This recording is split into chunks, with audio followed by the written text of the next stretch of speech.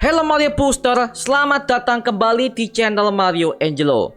Di video kali ini kita membahas mengenai The Penguin episode ketiga, yang dimana ini adalah episode yang paling menyentuh untuk Penguin sendiri, dan akan ada banyak sekali permasalahan mafia yang ditingkatkan jauh ke level yang lebih berbahaya lagi cuy. Nah, di video kali ini kita akan membreakdown semua detail dan juga teori yang kita dapatkan mengenai The Penguin episode ketiga ini. Apa aja? So Mario Booster, let's break down this video. Moga-moga aja bagus ya, karena dari dulu udah berepic. Seperti bencinnya elemen komedi dan Kita tahu ya udah pernah baca komik dalam bumi ya.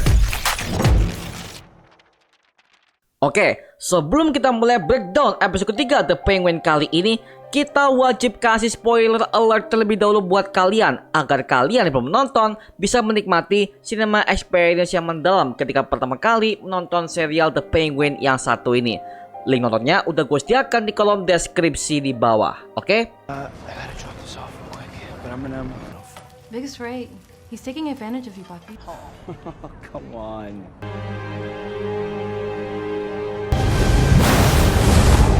Akhirnya kita dibawa kembali kepada tragedi Gotham ketika mereka diserang banjir oleh The Riddler, yaitu dari POV-nya masa lalu Victor Aguilar yang merupakan tangan kanan Penguin, yang dimana ternyata dia berasal dari keluarga yang sangat sederhana namun hidup cukup bahagia. Bapaknya seorang mekanik tapi dia handal dalam bidang memasak sebagai chef, sedangkan ibunya bekerja sebagai seorang pembantu rumah tangga. Akhirnya Victor minta izin kepada orang tuanya untuk pergi keluar bersama pacarnya, yang dimana mereka ingin melihat kembang api diletakkan saat peresmian wali kota baru Bella Real yang ada di balai kota Gotham. Dan terungkap bahwa dia tinggal di dekat daerah Crown Point, yang dimana Crown Point ini merupakan sebuah daerah yang terpencil di kota Gotham, yang lokasinya berada di dekat dermaga. Tetapi ketika mereka lagi menunggu, The Riddler berhasil melancarkan serangannya dengan cara meledakkan semua tembok kota Gotham dengan brutal, dan banjir melanda kota Gotham saat itu. Dan itu juga membunuh semua keluarga Victor yang sedang berada di rumah mereka. Setelah itu akhirnya Victor menjadi seorang gelandangan dan bertemulah dia dengan The Penguin ketika dia mencoba untuk mencuri pelek ban mobilnya yang ada di episode pertama kemarin. Setelah mereka untuk membunuh pelaku dibalik kematian Alberto Falcone yang dikambing hitamkan oleh Penguin, akhirnya Sofia dan Penguin menjalin hubungan kerjasama dengan cara mereka akan membangkitkan keluarga Falcone dari keterpurukan bisnis mereka dengan cara menambahkan porsi narkoba mereka ke level yang lebih tinggi, karena sebelumnya drone mereka udah dicuri oleh keluarga Maroni. Maka dari itu Sofia memutuskan untuk melakukan koneksinya dengan rumah sakit jiwa Arkham Asylum untuk membuatkan sebuah narkoba dari bahan jamur yang bernama Basidiospora, alias narkoba yang berbentuk seperti jamur, yang dimana jika orang mengkonsumsi hal ini maka mereka akan mengalami sebuah teler yang sangat kuat dengan cara mengkonsumsinya dari mulut. Beda halnya dengan narkoba drop yang dimana pemakaiannya adalah melalui dari obat tetes mata, dan itu merupakan sebuah produk resmi dari keluarga mafia Falcone selama bertahun-tahun lamanya, dan semua pecandunya sudah ada di berbagai macam di seluruh penjuru kota Gotham. Contohnya adalah kita bisa melihat di film The Batman tahun 2022 ketika Batman dan juga Jim Gordon menerangi sebuah gedung peninggalan keluarga Wayne, dan di sana ada para pecandu drop yang menetap di sana. Jadi memang penjual drop ini untuk menjadi hal umum di kota Gotham tanpa satupun polisi yang berani untuk meringkusnya, dikarenakan ini miliknya keluarga mafia tertinggi yang ada di kota Gotham, yaitu keluarga Falcone. Dan sekarang Sofia ingin membangkitkan bisnis keluarga kembali dengan menjual narkoba yang lain dengan menggunakan jamur tersebut. Ketika Penguin dan Sofia lagi pergi ke pabrik itu, Victor menghubungi kekasihnya untuk datang ke rumah Penguin, dan ternyata dia masih berada di kota Gotham dan selamat dari tragedi tersebut. Dia mengatakan bahwa dia akan pergi ke California dikarenakan dia udah nggak punya tujuan apa-apa lagi setelah kehilangan keluarganya akibat banjir seminggu yang lalu. Vic yang dengar hal itu langsung terkejut karena dia akan kehilangan sosok kekasihnya ini. Dengan terpaksa, Vic mengatakan dengan perlahan bahwa sekarang dia bekerja dengan seorang gangster dan juga pemilik klub, dan dia nggak bisa kemana-mana karena dia udah melihat berbagai macam hal-hal mengerikan yang berhubungan dengan bisnis mafia. Hal ini udah kita lihat semenjak episode pertama, yang dimana Vic ini adalah orang yang melakukan misi untuk mengadu domba keluarga Maroni dan juga Falcone dengan cara membunuh Alberto Falcone sebagai pewarisnya dan mengirimkan mayatnya ke kediaman Falcone, seolah-olah itu adalah ulah dari keluarga mafia Maroni pesaingnya. Kemudian nextnya di episode kedua, dia juga terlibat dalam misi untuk memfitnah Johnny Vitti Falcone yang berusaha memasukkan perhiasan itu ke dalam sebuah mobilnya. Tapi sayangnya dia ketahuan dan belajar dari kesalahannya. Maka dari itu dia nggak bisa kemana-mana. Tapi kita bisa melihat di sini bahwa Vic masih labil karena dia masih bingung apakah dia ikut dengan pacarnya atau enggak nih. Makanya dia akan menghubungi kasihnya jikalau dia bisa ikut olehnya dan diizinkan oleh bosnya yaitu Penguin. Setelah mereka pergi, akhirnya mereka berusaha untuk menyebarkannya lebih luas dengan keluarga mafia yang lainnya. Yang salah satunya adalah geng Triad Cina yang ada di Chinatown, yang dimana geng ini pernah punya hubungan dengan keluarga Falcone di masa lalu, sehingga terjadinya perpecahan antar geng yang sangat besar sekali. Tapi hanya mereka yang bisa diajak kerjasama, mengingat mereka semua udah pernah saling mengenal satu sama lain dari masa lalu.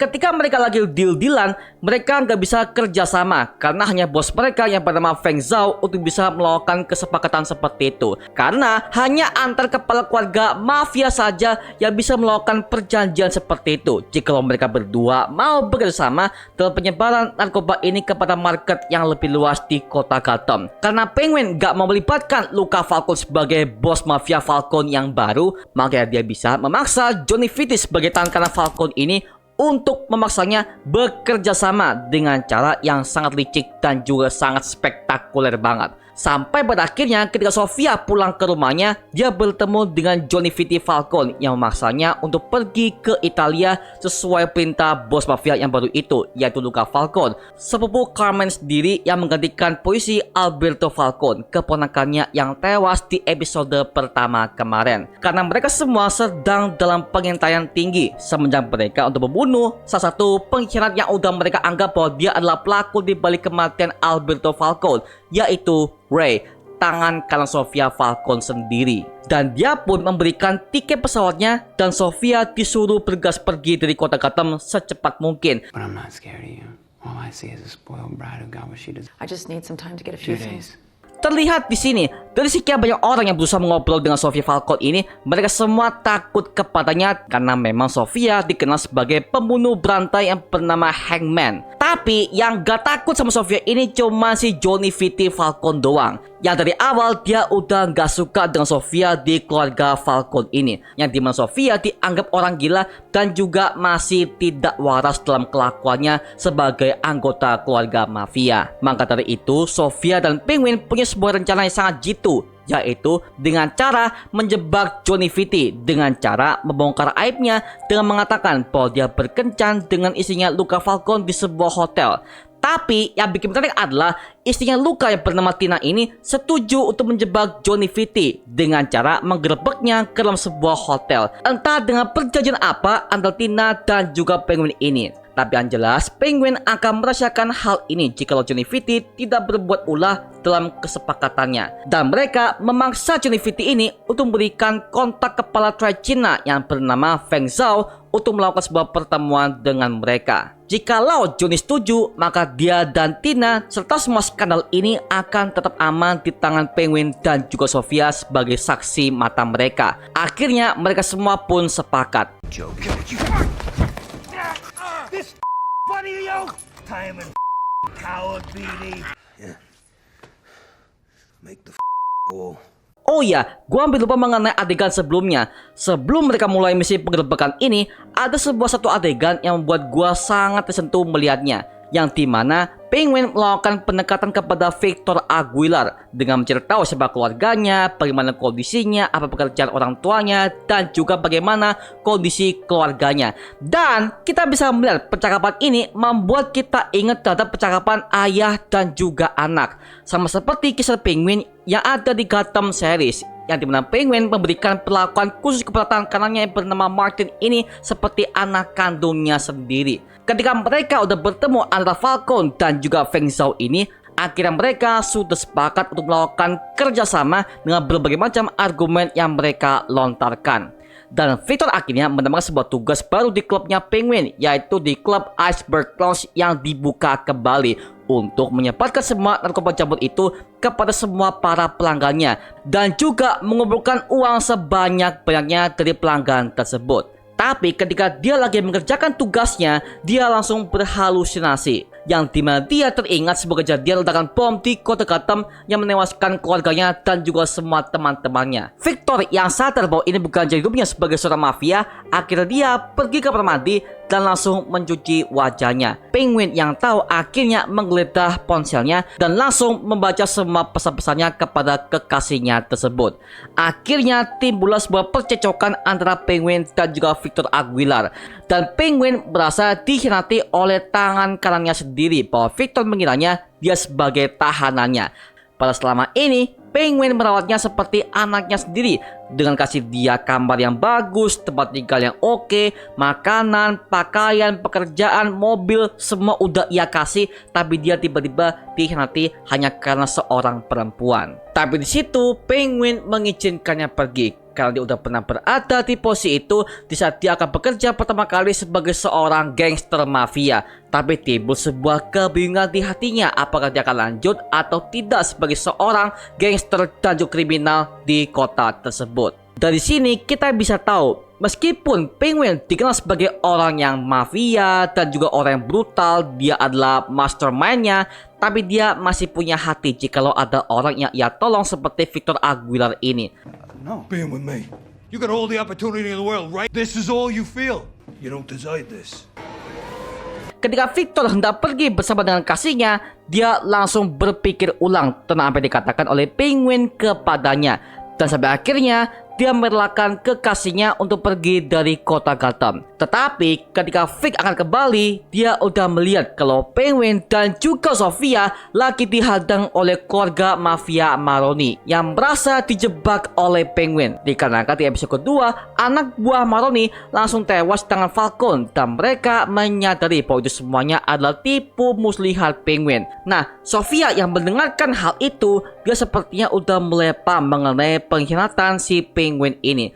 Sampai pada akhirnya Vic menyelamatkannya dan meninggalkan Sofia di tempat tersebut bersama dengan keluarga mafia Maroni. Untuk episode keempat nanti, kemungkinan Sofia akan tahu bagaimana pengkhianatan si Penguin kepada Falcon dan juga Maroni sebagai bentuk konspirasinya, sehingga dia akan mengatur ulang semua strateginya untuk menjatuhkan kedua keluarga mafia ini dengan rencana yang sangat jitu dan juga matang. Ingat ya, jangan remehkan penjahat yang satu ini, Oswald Cobblepot alias Penguin. Meskipun dia dikenal sebagai orang yang cacat, gemuk, dan juga gak normal, tapi otaknya sebagai mastermind sangat cerdik dalam mengatur sebuah rencana untuk menjatuhkan lawan-lawannya, dan juga sangat lihai dalam bisnis mafia yang ia kembangkan. Dikarenakan dia udah ikut Falcon selama 10 tahun lamanya, dan dia akan merampas semua harta dan juga warisan yang dimiliki oleh keluarga My Falcon dan juga Maroni untuk kepentingan sendiri sebagai bos mafia terbesar yang ada di kota Gotham sesuai versi komiknya.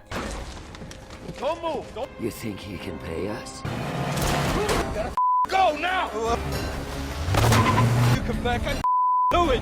Jujur ya, untuk episode ketiga The Penguin ini, gua sebagai fans makin jatuh cinta dengan serial yang satu ini. Setiap per episode dibuat ketegangan, dibuat misteri, dibuat plot twist yang dimana Penguin sebagian hari semakin cerdik dalam memainkan perannya sebagai double agent antara Falcon dan juga Maroni. Ditambah lagi di episode ini kita masih bisa melihat kalau Penguin itu masih ada hati manusianya. Meskipun dia dikenal sebagai orang yang brutal, orang yang sangat jahat, tapi dia masih punya hati sebagai seorang manusia yang dimana dia sangat peduli kepada si tangan kanannya si Victor Aguilar yang yang ia anggap sebagai anaknya sendiri. Makanya gue sangat berharap jikalau Penguin ini akan menjadi musuh utama bagi Batman di sequel filmnya mendatang. Jikalau Penguin akan menjadi bos mafia terbesar di kota Gotham sesuai versi komiknya. Karena memang Penguin ini adalah penjahat utama di kota Gotham yang selalu berurusan dengan The Dark Knight ini. Tapi untuk saat ini, kita lebih coba untuk mendalami bagaimana kisah perjuangan Penguin akan menjadi bos mafia kota Gotham sesuai pada versi komiknya cuy. Wah, ini pasti bakal lebih gokil nih. Nah, sekarang gue serahkan kepada kalian. Gimana pendapat kalian mengenai The Penguin episode ketiga ini? Tulis aja di kolom komentar di bawah dan kita bisa diskusikan bareng seperti biasanya. Atau mungkin kalian punya sebuah detail ataupun teori yang gak gue sebutkan di video ini, monggo. Tulis aja di kolom komentar di bawah dan kita bisa ngobrol bareng mengenai ini seperti biasanya, oke? Itu cuma mengenai video kali ini. Jangan lupa like, comment, dan subscribe untuk mendukung gua membuat video mendidik dan menghibur kalian semua. Karena gua janji sebisa mungkin gua akan buat video seperti lagi untuk kalian semua. Dan jangan lupa untuk follow semua sosial media kita di Instagram, Twitter, TikTok, bahkan Spotify kita ya. Linknya untuk gue siapkan di kolom deskripsi di bawah. Karena situ kita juga update berbagai macam konten terbaru buat kalian semua. Dan kalau kalian ingin join bersama kita di grup komunitas, langsung aja join di grup kita namanya Mario Booster Official. Linknya untuk gue siapkan di kolom deskripsi di bawah. Dan juga terima kasih buat kalian yang telah bergabung ke membership community. Nama gua Mario Angelo dan sampai ketemu di video berikutnya. Adios semuanya. Woo!